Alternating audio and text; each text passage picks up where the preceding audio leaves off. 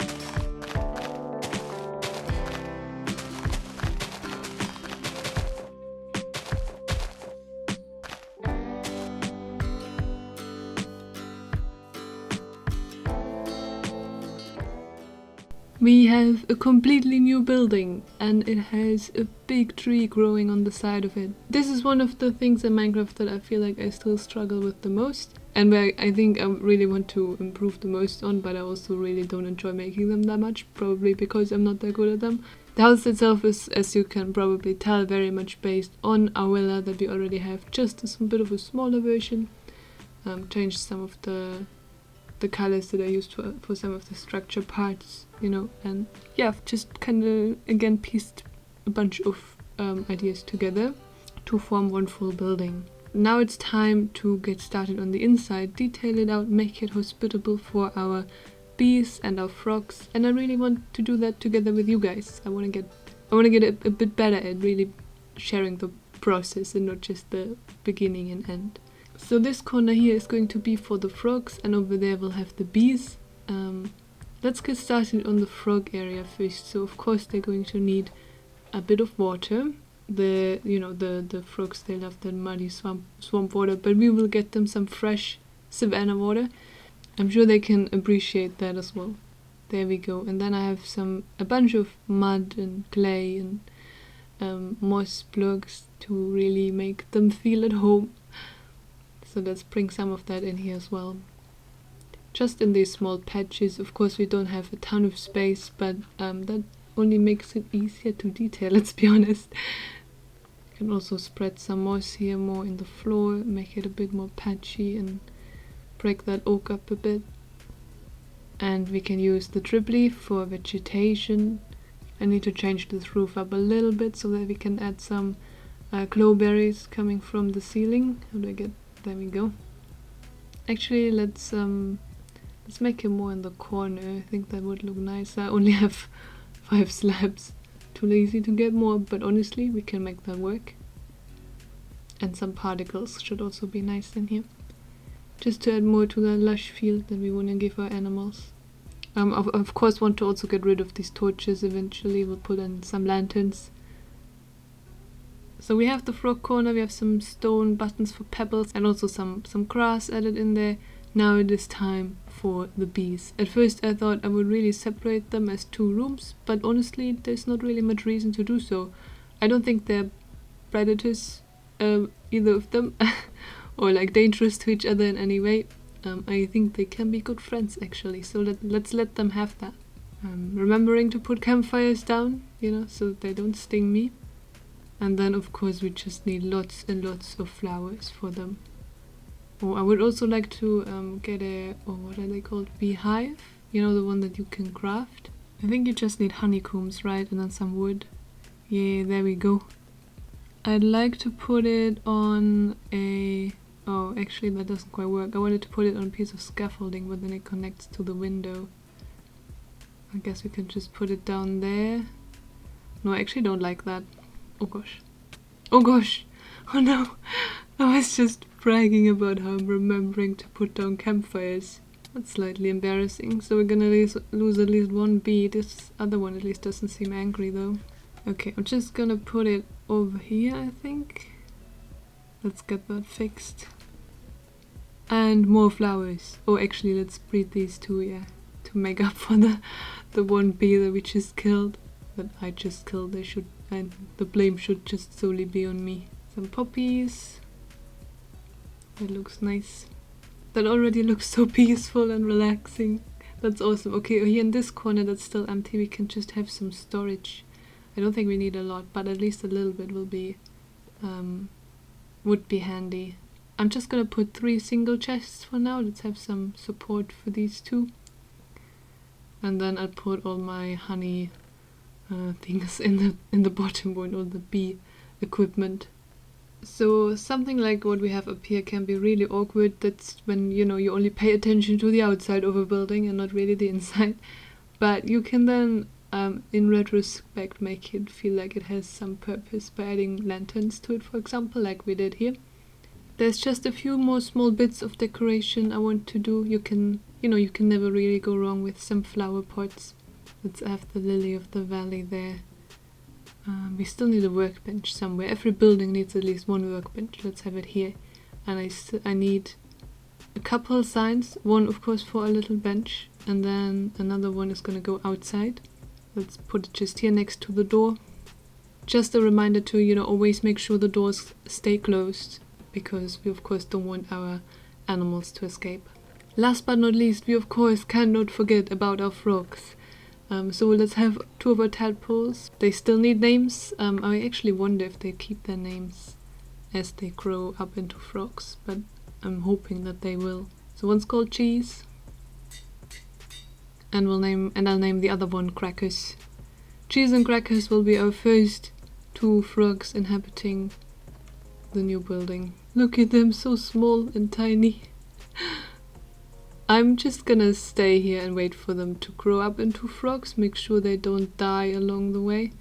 Yeah, see, I think they're not supposed to stay on land for too long. Let's get you back in the water, Crackers. So I'll keep an eye on them, make sure they make it to adulthood. And I'll see you guys on the other side. Oh, I think I heard some croaking. Yeah, look at the guys. Yeah, I don't know exactly how the color stuff works. I know it's like biome specific, but But we got the white ones, which I'm more than fine with. I would love them no matter the color. Oh, look at them jump! And they're playing with the trip leaves. That's awesome. That's so funny. I didn't even think about that. Let's breed them to have more. All the frogs, all the tadpoles. They make me kind of happy. There we go. Already some, whatever that is called, frog eggs on the water. So we have our bees, we have our frogs, and they seem to be getting along well, which is good. Yeah, what a cool place. It feels so alive and buzzing, you know. Yeah, this was really fun to make. Here's something I almost forgot. We of course need to connect it up to the pathway. So a few more finishing touches. I think Matt did a really good job of giving his part of the road that he made recently, or the path, some really nice curves, like having it slope, which looks really good. I made it always a bit too straight over in my area. So I really want to pay attention here to make sure that this path has a nice little curve, so that it feels natural and interesting and not too boring and straight. There we go. Nice little path leading up to the house. Walking towards the new building, I'm really noticing this empty space in front of it. That's bothering me a bit. So let's just add, I think a little fountain in there could look pretty cool. I think I like the look of that. It's pretty simple. Just the one thing that bothers me is how the water basin is like level with the ground. I don't think that looks too great. So I think I'm gonna try moving it up by one. I just wish there was an in-between that we could do, you know, but you can't have water half slabs, of course. Yeah, I still wish an in-between was possible, but I think that looks at least better than before. I'm thinking some oak in the floor around the fountain would be nice. It goes well with the grass, like doesn't clash with that a lot, but it is a nice contrast to the grey of the andesite that we have here in the pathway and in the fountain too, just to break that up a bit. Yeah, that's pretty cool, but maybe a little more greenery. That could be our last final finishing touch, and then I think we're done. Let's get some more rose bushes. I don't want them to be too many because it can easily get really busy with the too tall flowers. So I need to make sure that's a good balance. See, I feel like that's already a bit too many. Yeah, let's get rid of these two. Yeah, I think that seems good. I think I'm happy with that. It looks nice and natural and green, but not too much. So let's have a little bit of grass in there as well, but not these tiny flowers. And I think that's our bee and frog project for today. I'm honestly happy that I finally did this, because that little cottage that the bees were in before really started to bother me a lot. This is much nicer. So thank you very much for watching. I have been Nellis, and I will see you in the next one. Bye!